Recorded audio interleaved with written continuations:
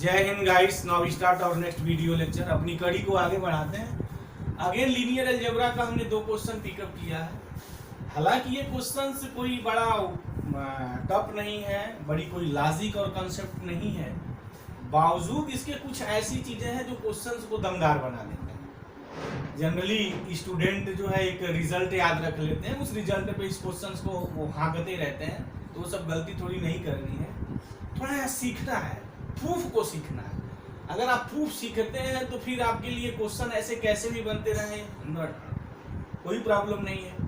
अभी तक तो जनरली देखने में आ रहा है, जैसे हम यहाँ क्वेश्चन नंबर 31 पहले सॉल्व करेंगे, उसके बाद इसकी बात करेंगे।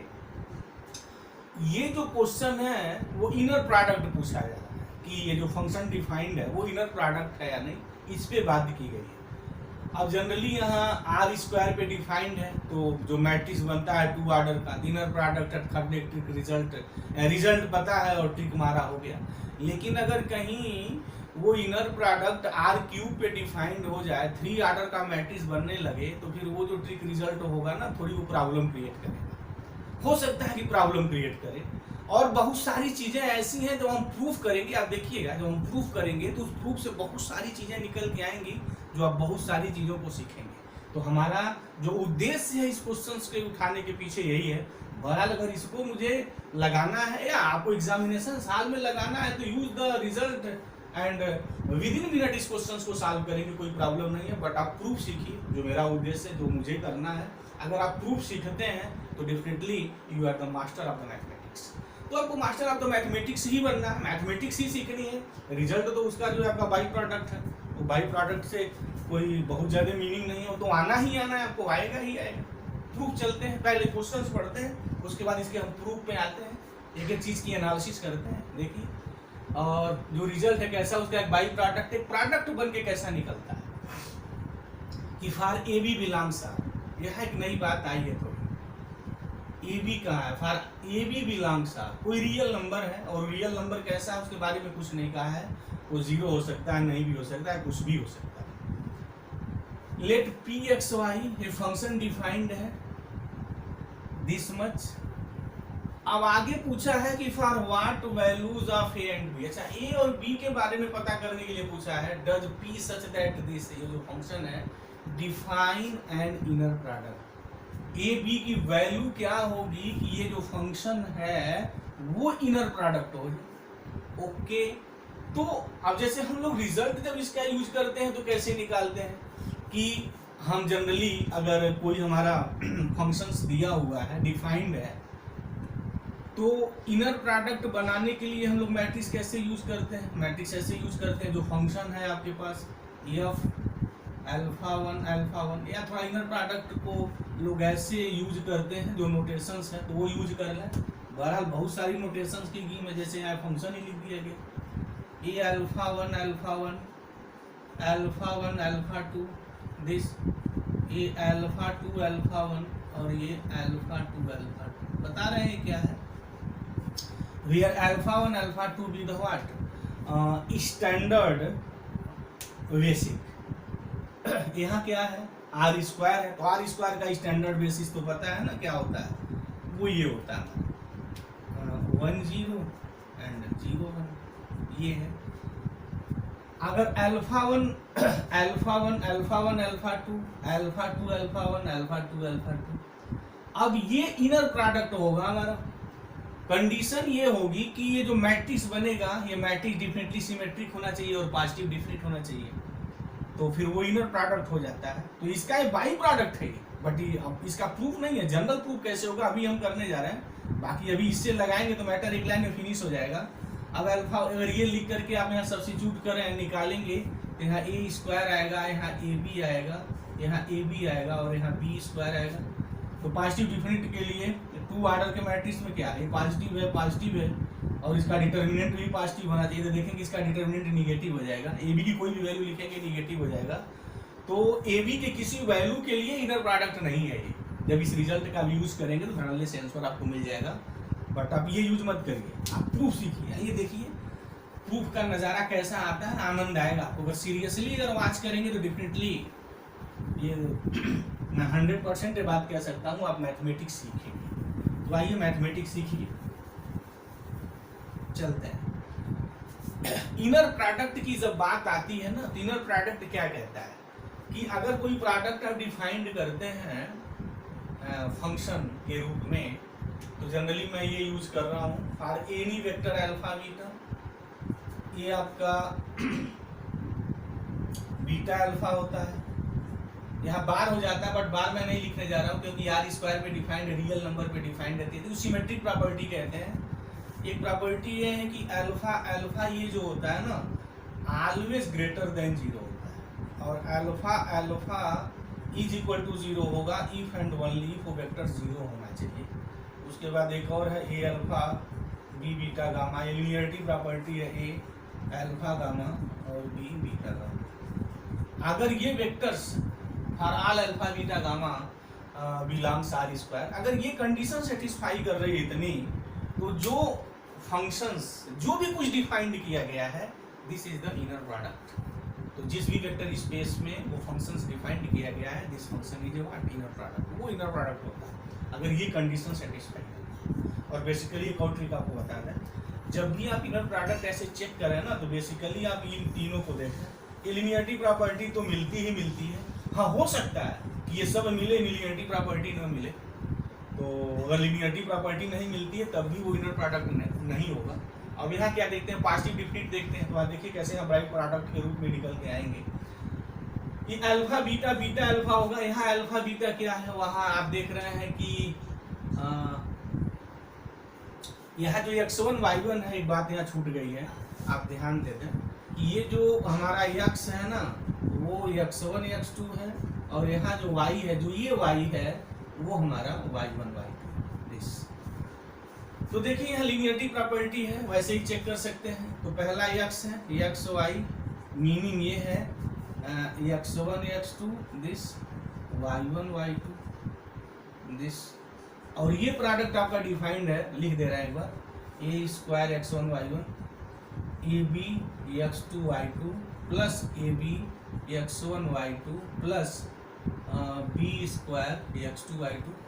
थोड़ा लिख देने से प्रैक्टिकल टच आ जाएगा, समझने में थोड़ी चीज़ें आसान हो जाएंगी। ये x1 x2 है, ये y1 y2 ऐसा डिफाइंड है। अब देखिए लीनियरिटी क्या, अगर अल्फा बीटा का मैं प्लेस चेंज कर दूं, मतलब यहाँ मैं ये लिख दूं और यहाँ मैं ये लिख दूं, तो x1 y1, x1 की जगह y1 हो जाएगा, y1 की जगह x1 हो जाएगा, ठीक है। तो देखिए अगर इनके प्लेस को मैं पहले यहाँ y1 लिखूँ, यहाँ बाद में x1 लिखूँ, तो क्या प्रॉब्लम हो, कम्पिटेटिव तो वही है, इसमें x1 इंटू y1 और y1 इंटू x1 सेम होता है। x2 इंटू y1 लिखे हैं, y1 इंटू x2 लिखे, बात वही होगी। यहाँ भी अगर इसके आर्डर को चेंज करते हैं, क्रम को बदलते हैं, तो कोई चेंज ही नहीं आएगा। x2 y2 की जगह अगर y2 x2 में लिखूं तो कोई चेंज नहीं है। तो मतलब क्या है कि ये सिमेट्रिक है, this is the symmetric in what alpha beta, मतलब इसमें और इसमें सिमेट्रिक है, ये कंडीशन पहली होल्ड करती है। या ये भी हो सकता है कि सिमेट्रिक ना हो, राइट। तो ये तो सिमेट्रिक हमारा है, वहाँ ए बी, यहाँ हम ए बी क्या लिखते हैं डजन मैटर हियर, बात तो यहाँ x1 y1 पे डिपेंड कर रही है। तो this is the symmetric for all A B. यहाँ अब आइए, alpha alpha greater than zero होना चाहिए कि अगर ये वेक्टर और ये वेक्टर सेम है तो जो भी कुछ रिजल्ट आएगा for all alpha greater than zero, मतलब वो पॉजिटिव आना चाहिए। तो देखिए पॉजिटिव हो रहा है या नहीं, ये दोनों को सेम करना है। तो ये सेम करेंगे तो ये x1 x2 और ये जो y1 y2 आप लिखे हैं ये भी x1 x2 हो जाएगा, दिस इनर प्रोडक्ट। और यही यहाँ क्या है p ऑफ x y है, तो क्या हो जाएगा px ये भी x है, ये x हो जाएगा। ऐसे डिफाइंड किया गया, मेरी आदत ये लिखने की इनर प्रोडक्ट की, मैं ये लिख रहा हूँ, बात यही है। तो चलिए y1 की जगह x1 है और y2 की जगह x2 में लिख दीजिए। तो a स्क्वायर क्या हो जाएगा x1 स्क्वायर प्लस x2 की जगह आप क्या लिखेंगे, x2 की जगह x2 ही, y1 की जगह आप x1 लिखेंगे। तो इसको अगर लिख के सॉल्व करेंगे ना तो ये 2ab x1 x2 आ जाएगा और यहाँ plus b square x2 square हो जाएगा। अगर इसको आप देखें तो ये है आपका ax1 प्लस bx2 का होल स्क्वायर है, डेफिनेटली ओके। ये ग्रेटर देन जीरो होगा या नहीं, अगर alpha not is equal to zero है, देखिए greater than zero or equal to zero की पॉसिबिलिटी है इसकी, ध्यान से देखिएगा। एक किसी भी रियल नंबर का स्क्वायर, यहाँ ए भी रियल नंबर है दिया हुआ है, x1 x2 भी रियल नंबर, अगर ये कॉम्प्लेक्स होता तो इसका स्क्वायर पॉजिटिव होगा, मैं ये दावा नहीं कर सकता था, निगेटिव भी हो सकता था, बट दिस स्क्वायर। और रियल नंबर का अगर आप स्क्वायर करते हैं ऑलवेज टू बी पॉजिटिव, हमेशा वो पॉजिटिव होगा, तो ये तो पॉजिटिव है। अच्छा ये जीरो भी हो सकता है, ये जीरो कब होगा, जब ये plus A is equal to zero हो जाए। सेकेंड कंडीशन में थोड़ा आते हैं, देखिए ये कहता है अल्फा अल्फा ये जो होना चाहिए is equal to zero if and only if alpha zero होना चाहिए, मतलब ये जीरो होगा जब ये अल्फा जीरो होना चाहिए। तो जरा इसको जीरो करिए, देखिए A x1 plus B x2 is equal to zero, इसका मतलब हुआ A x1 is equal to minus B x2, ठीक है। तो कोई जरूरी थोड़ी है ये जीरो होगा तो x1 x2 जीरो होना चाहिए। अब ये कह रहा है if and only if alpha zero, मतलब ये हो गया कि ये x is equal to zero if and only if x is equal to zero, x का मतलब है x1 कामा x2 जीरो, और जीरो का मतलब वैसे जीरो जीरो लिखेंगे, इसका मतलब x1 जीरो x2 जीरो, ये तो बात हुई मेरी। यानी ये जीरो तभी होगा जब ये दोनों जीरो होना चाहिए, तो ये तो जीरो तब होगा जब A x1 is equal to minus B x2, कोई जरूरी नहीं है x1 is equal to x2 zero, इसका एक पर्टिकुलर वैल्यू हो गई ना, ऐसे अनंतों वैल्यू होंगी x1 x2 की जो जीरो नहीं है, but this is the zero here. जैसे हम a1 ले लें b1 ले लें, और x1 की जगह मैं 2 ले लूं, x2 जगह माइनस 2 ले लूं, तो x1 2 ले लें, x2 माइनस 2 ले लें, तो जीरो नहीं है, but this is equal to zero. तो कहने का हमारा मतलब क्या है कि ये वैल्यू जीरो होनी चाहिए थी जब ये मेरी जीरो होनी चाहिए थी, x1 zero x2 zero, y का प्रश्न ही नहीं है, जीरो ही नहीं हुआ। तो कहने का हमारा क्या मतलब है कि ये इनर प्रोडक्ट नहीं होगा, तो इनर प्रोडक्ट होने के लिए वो जीरो होना चाहिए था if and only if x1 is equal to zero x2 is equal to zero. अब ये जीरो तो हुआ, बट कोई जरूरी नहीं है x1 जीरो हो x2 जीरो हो तभी ये जीरो होगा। x1 x2 अगर जीरो नहीं है उसके बाद भी ये जीरो होने जा रहा है, उसके बाद भी अगर जीरो होने जा रहा है तो what is the value of the A B का यहाँ कोई मतलब ही नहीं है। यहाँ तो एक पर्टिकुलर केस पूछे हैं, ये ए बी पूछ रहे हैं, यहाँ क्या मतलब है, ए बी दुनिया का कुछ भी लिख डालिए, वो इनर प्रोडक्ट नहीं हो सकता, क्योंकि यहाँ ये जीरो, ये x1 जीरो x2 जीरो नहीं दे रहा है, ऐसे अनंतों वैल्यू x1 x2 की होगी जो जीरो नहीं है, but this is equal to zero. तो ये कंडीशन इनको धराशायी कर दे, फेल कर दिया, तो वो इनर प्रोडक्ट बन ही नहीं सकता है। ए बी की वैल्यू अगर कुछ भी आप लें वो हमारा इनर प्रोडक्ट नहीं होगा। Yes, this is the proof here. क्या मतलब हुआ कि ये जीरो नहीं है, this condition is not satisfied, hence क्या लिखेंगे, for all A B belongs R this is not inner product. ये तो प्रूफ होके निकल के आ गया। अब उसी तरीके से अगर ये आप देखते हैं ना तो डेफिनेटली ये कंडीशन सेटिस्फाई होगी। अगर आप देखना चाहें तो ये जो लीनियरिटी प्रॉपर्टी है इसको आप श्योर देखिए, इजी है, कोई बहुत बड़ी चीज नहीं है। लिखना क्या, अगर एक लाइन मुझे लिखना पड़े तो मैं लिख ही दे रहा हूँ, चलिए देख लीजिए, यहाँ दिखा दूं कि लीनियरिटी प्रॉपर्टी ये सारी प्रॉपर्टी इनर प्रोडक्ट की सेटिस्फाई कर रहा है, बट एक ही प्रॉपर्टी ने हमारा इनको बर्बाद कर दिया। एक ही गुलिस्ता काफी है ना, तो फिर एक ही उल्लू काफी है, तो यहाँ तो एक ही चीज को सब बर्बाद कर दिया है। लेकिन लीनियरिटी प्रॉपर्टी कितनी खूबसूरती ढंग से है, यहाँ ये देखिए कैसे देखते हैं, क्या है, सीखिए आप चाहे तो खुद निकाल सकते हैं, बट देखिए यहाँ है ए, अल्फा का मतलब कोई एक वेक्टर, तो हमने x1 x2 ले लिया, ठीक है, प्लस बी ले लिया, बीटा की जगह यहाँ क्या है, ये y1 y2 ले लिया, ओके। उसके बाद this is the gamma notation, gamma को हमने z1 z2 ले लिया, ठीक है। अब इसको सॉल्व कर लिया जाए तो ये मेरा क्या आएगा, ये आएगा ax1 प्लस by1 दिस, उसके बाद a comma ax2 plus by2, एक ये हो गया कामा, उसके बाद हमारा हो गया y1 y2। अप्लाई करिए, यहाँ कैसे अप्लाई करना है, क्या है ये, तो हम मिटा दिए थे, जो इजीली ढंग से लिख सकते थे। चलिए कोई बात नहीं, मैं यहाँ थोड़ा समझने के लिए, ये x1 x2 है और ये आपका y1 y2, ओके। तो क्या है, पहले है ए स्क्वायर, उसके बाद है x1 मतलब इसका पहला कंपोनेंट, तो इसका जो पहला कंपोनेंट है वो ये है, क्या है यहाँ ए x1 प्लस बी। और अच्छा यहाँ ए बी लिखा है ना, तो कुछ थोड़ा हम यहाँ दूसरी चीज़ ले लें। या चलिए मैंने लैम्डा ले लिया है, हम यू ले लिया, ठीक, ओके। थोड़ा ए आ जाएगा ना, एक ही जैसा आ जाता तो सही नहीं, इसका डिफरेंट लिखिए। तो ये तो ए स्क्वायर ऑलरेडी है ये फार्मूले में, तो ए स्क्वायर, तो यहाँ हमारा क्या हो जाएगा, ये हो जाएगा लैम्डा x1 और बी की जगह हमारा म्यू y1 हो जाएगा, यहाँ लैम्डा x2 और यहाँ म्यू y2, ठीक है, ओके। तो ए स्क्वायर ये हो गया। उसके बाद क्या है x1 y1, तो x1 मेरा ये है this lambda x1 plus mu y1 into क्या है y1, ये x1 है, ये x2 है, ये y1 और ये y2 है। तो यहाँ जो y1 और y2 था ना, ये z1 z2 है, ये z1 है और ये z2, ठीक है। तो x1 this is the x1, this is the x2, this is the y1, this is the y2। तो यहाँ y1 है तो यहाँ क्या हो जाएगा z2, okay. Is it clear, no doubt. उसके बाद क्या है प्लस ए बी, चलिए x2 क्या है यहाँ, x2 ये है, ये lambda x2 plus mu y2, ठीक है, इंटू y1 और y1 कौन है, this is the z1 plus A B है। उसके बाद x1 है, मतलब ये lambda x1 plus mu y1, ठीक है, y2 और y2 हमारा यहाँ z2 है, प्लस बी स्क्वायर है x2 y2, x2 ये है, ये lambda x2 plus mu y2 into z। हो गई बातें, इज इट ओके। हमने इसकी वैल्यू निकाल ली। अब ये इनर प्रोडक्ट होगा, क्या कहेगा, देखिए कि ये हम ऐसे वैल्यू लिखते हैं,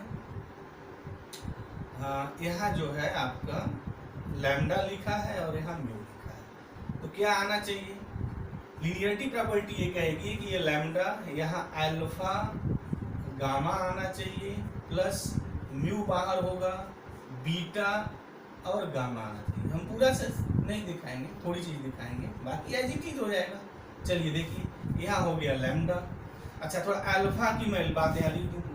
यहाँ अल्फा हमारा क्या है, ये x1 x2 है, ठीक है, ये क्या है z1 z2 है, ये बात हो गई, प्लस म्यू। बीटा यहाँ क्या है, बीटा यहाँ जो है मेरा y1 y2 है, ओके, और ये मेरा z1 z2 है। तो अप्लाई करिए यूजिंग दिस, तो क्या है यहाँ ए स्क्वायर, चलिए ए स्क्वायर तो आना है, तो लैम्डा हमने यहाँ लिख दिया है, ए स्क्वायर आना ही आना है। उसके बाद क्या है x1 y1, इसमें मैं लगा रहा हूँ, यहाँ लगा रहा हूँ, तो ये हो गया x1 और ये आपका हो गया y1, ये हो गया x1 z1 प्लस ए बी x2 y2, तो x2 कौन है आपका, व्हाट इज द x2, ये x2 आपका x2 ही है, ठीक है, और y1 है तो y1 आपका z1 है, दिस इज द z1, ठीक है, बात हो गई। उसके बाद क्या है प्लस ए बी, चलिए यहाँ लिख दे रहे हैं प्लस ए बी। उसके बाद क्या है x1 है y2 है, तो x1 मतलब x1 ही है दिस, और वहाँ y2 का मतलब ये z2 है, प्लस बी स्क्वायर, बी है p, कोई प्रॉब्लम नहीं। x2 यहाँ क्या है z2 है, और y2 हमारा क्या है x2 है, y2 z2 है, x2 z2 है, बस एक मिला रहे हैं, बाकी आप मिला लीजिए, एज लिखने नहीं जाएंगे। अब यहाँ जैसे देखिए, यहाँ क्या है ए स्क्वायर कॉमन लिखा है और z1, तो यहाँ ए स्क्वायर z1 आप कॉमन करेंगे तो यहाँ लैम्डा x1 आएगा। उसके बाद दूसरा जब लिखेंगे म्यू वाला टर्म तोड़ेंगे तो म्यू y1 z1 कॉमन आ जाएगा, तो पूरी चीजें आपकी कॉमन आ जाएगी। तो कहने का हमारा मतलब क्या है कि जो लीनियरिटी प्रॉपर्टी है ये भी चीज सेटिस्फाई करता है। अच्छा, हो सकता है कि लीनियरिटी प्रॉपर्टी नॉट सेटिस्फाई करे, बाकी सारी प्रॉपर्टी सेटिस्फाई करे, लीनियरिटी प्रॉपर्टी किसी ए बी के लिए फेल हो जाए, ऐसा भी क्वेश्चन बना जा सकता है, ऐसा क्वेश्चन भी क्रिएट किया जा सकता है कि ए बी की कुछ वैल्यू के लिए तो हमारी लीनियरिटी प्रॉपर्टी जो है सेटिस्फाई कर जाए, बाकी के लिए ना सेटिस्फाई करे। तो इनर प्रोडक्ट पूछा है कि ए बी की किस वैल्यू के लिए, तो ऐसा हम जो है क्वेश्चंस का जो है ना फ्रेमवर्क कर सकते हैं, डिजाइन कर सकते हैं। तो अगर आप प्रूफ सीखते हैं तो आपको चीजें पता होंगी ना कि एक्चुअल वो चीजें कहाँ पे लाई जा रही हैं। तो यहाँ सिमेट्री भी सेटिस्फाई थी, लीनियरिटी भी है, अल्फा अल्फा ग्रेटर देन 0 है वो भी सेटिस्फाई है, alpha alpha is equal to 0 होगा if and only if alpha is equal to 0 के लिए ये चीजें फेल हो जा रही थी। तो मतलब ये इनर किसी ए बी के लिए इनर प्रोडक्ट नहीं हो सकता है, तो आप जब भी इनर प्रोडक्ट आए ना, तो जो आपको प्रूफ करना है तो आप ऐसे सीखें। आप ऐसे सीखेंगे तो बाई प्रोडक्ट इन्हीं में से कोई क्वेश्चन बनेगा। जैसे अभी आपने देखा अल्फा अल्फा जीरो फेल किया था, तो ऐसा फंक्शन हम बना सकते हैं कि अल्फा अल्फा जीरो सेटिस्फाई करे, but alpha alpha greater than zero सभी अल्फा के लिए ना सेटिस्फाई करे। या हो सकता है कुछ ए बी के लिए सेटिस्फाई करे, कुछ के लिए ना करे। तो पूछ रहा था किसके लिए है, तो ये सब सारे क्वेश्चन फ्रेमवर्क किए जा सकते हैं। और कहाँ से फ्रेमवर्क होंगे, इन्हीं प्रूफ से ही फ्रेमवर्क किए करें। कोई प्रूफ का एक पर्टिकुलर केस निकाल देंगे, उसी से क्वेश्चन बना देंगे। अब आजकल देखा जा रहा है सब ट्रेंड बढ़ाते हैं, डेवलप हो रहा है। तो अब ऑप्शंस की कोई यह बात ही नहीं है। इनर प्रोडक्ट किसी के लिए नहीं है, तो किसी के लिए नहीं है तो क्या है, फोर है। For no values of A and B, हमें भी ऐसी कोई वैल्यू दे ही नहीं सकते हैं कि वहाँ x1 जीरो हो जाए, x2 जीरो हो जाए। तो ये सही था।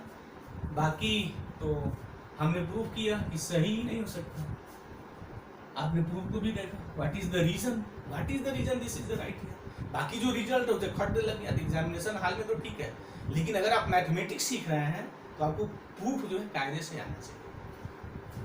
अब यहाँ क्या है, ये भी एक क्वेश्चन ऐसे एज इट इज, दोनों क्वेश्चन एक ही जैसा था, बट यहाँ इनर प्रोडक्ट पूछा था, वहाँ जो है आपका क्वाड्रेटिक फॉर्म है कि कौन सा क्वाड्रेटिक फॉर्म बनेगा। तो क्वाड्रेटिक फॉर्म का एक सीधा रिजल्ट होता है जब भी कोई क्वाड्रेटिक फॉर्म इस तरीके से पूछा जाए। बेसिकली यहाँ क्या है, यहाँ आर स्क्वायर पे ही बनाया गया है, और देखा जाता है quadratic form generally or cube पे बनाते हैं। ये क्वेश्चन बड़ा इजी हो गया था, तो ऐसे भी क्वेश्चन आते रहते हैं। तो कोई भी क्वाड्रेटिक फॉर्म तब बनता है, क्वाड्रेटिक बनेगा तो सिमेट्रिक तो मैट्रिक्स होगा, ऑलरेडी रिप्रेजेंटेशन। और दूसरी बात है कि वो पॉजिटिव डिफिनिट होना चाहिए। तो अगर पॉजिटिव डिफिनिट है, पॉजिटिव डिफिनिट का मतलब जो मैट्रिक्स बनता है वो पॉजिटिव डिफिनिट होना चाहिए, मतलब सारी आइगन वैल्यूज की पॉजिटिव होनी चाहिए। तो वो जो क्वाड्रेटिक फॉर्म आपका डेवलप होगा, वो क्वाड्रेटिक फॉर्म आपका पॉजिटिव डिफिनिट होगा। तो इससे पहले वाले का क्यू है, अगर इसको हम मैट्रिक्स रिप्रेजेंटेशन देना चाहें तो क्या देंगे, एक्स स्क्वायर में है तो एक्स स्क्वायर और वाई स्क्वायर टर्म जीरो है, तो फिर क्या बनेगा, वो जीरो यहाँ जीरो बनेगा, एक्स वाई 1/2 हो जाएगा, 1/2 हो जाएगा, ये कैंसिल हो जाएगा क्योंकि ये जीरो नहीं होना चाहिए, ग्रेटर देन जीरो होना चाहिए, पहली शर्त है। अच्छा, पहला ये हो गया फर्स्ट का। सेकेंड का अगर हम लोग क्यू बनाते हैं मैट्रिक्स में, तो यहाँ एक्स स्क्वायर है तो ये 1 हो गया, यहाँ माइनस हाफ हो जाएगा, यहाँ भी माइनस हाफ, वाई स्क्वायर 1 है, ये हो गया। ठीक है, थर्ड का भी बना दे रहे हैं, क्यू बनाइए। क्या मैट्रिक्स बनेगा थर्ड का, एक्स स्क्वायर यहाँ 1 है, 2xy है तो 1 1 और वाई स्क्वायर 1, ये हो गया। और फोर्थ का हमारा जो क्यू जो बन के आएगा वो एक्स स्क्वायर 1 है, और यहाँ हाफ हो गया, यहाँ भी हाफ हो जाएगा, और ये 0 हो जाएगा। तो अगर ये देखते हैं तो कहानी फिनिश हो गई, पॉजिटिव डिफिनिट बनना ही नहीं है। ये सारी वैल्यू पॉजिटिव तभी होगी कि जब ये पॉजिटिव है और इसका डिटर्मिनेंट भी पॉजिटिव होना चाहिए। तो यस 1 प्लस माइनस 1/4, ये 3/4 आएगा, और 3/4 always greater than 0। Yes, this is the right one here. तो ये जो हमारा क्वाड्रेटिक फॉर्म है, this is the positive definite. और ये तो नहीं होगा क्योंकि तो पॉजिटिव तो है, बट इसका डिटर्मिनेंट जो है, इसका डिटर्मिनेंट ही 0 हो गया, और यहाँ वैल्यू ही 0 हो गई। और दूसरी बात, इसकी आइगन जब डिटर्मिनेंट निकालेंगे तो निगेटिव हो जाएगा, तो ये भी नहीं होगा। तो इसमें से जो चीज़ें आपकी सही थी वो सही होने वाली सेकेंड थी। तो सेकेंड दिस, यानी ये जो हमारा क्वाड्रेटिक फॉर्म लिखा है ये पॉजिटिव डिफिनिट है, बाकी हमारा कोई भी पॉजिटिव डिफिनिट नहीं बनेगा। तो इसके लिए तो मेथड है, इजी है जब भी ऐसा बने। लेकिन अगर इनर प्रोडक्ट अगर बनता है तो प्लीज उसको आप पूरा प्रूफ करने का प्रयास करिए। एग्जामिनेशन हाल में नहीं, एग्जामिनेशन हाल में तो रिजल्ट ही काम करेगा, लेकिन अगर आप प्रूफ जानेंगे ना तो हो सकता है आपके दिमाग में आए कि कौन कौन सी ऐसी चीजें हैं जो इनर प्रोडक्ट न हो उसको धाराशाही कर सकते हैं। तो कौन कौन ऐसी चीजें हैं वो आपको सब देखना पड़ेगा। तो मुझे उम्मीद है कि इस क्वेश्चन के पीछे जो लॉजिक और कंसेप्ट रही है बात आपको पूर्णतः समझ में आ गई होगी। इसके बाद भी अगर आपको डाउट है कमेंट बॉक्स में जाए आप कमेंट करें, हम स्वागत करते हैं, उसका जवाब देंगे। तो थैंक यू गाइस।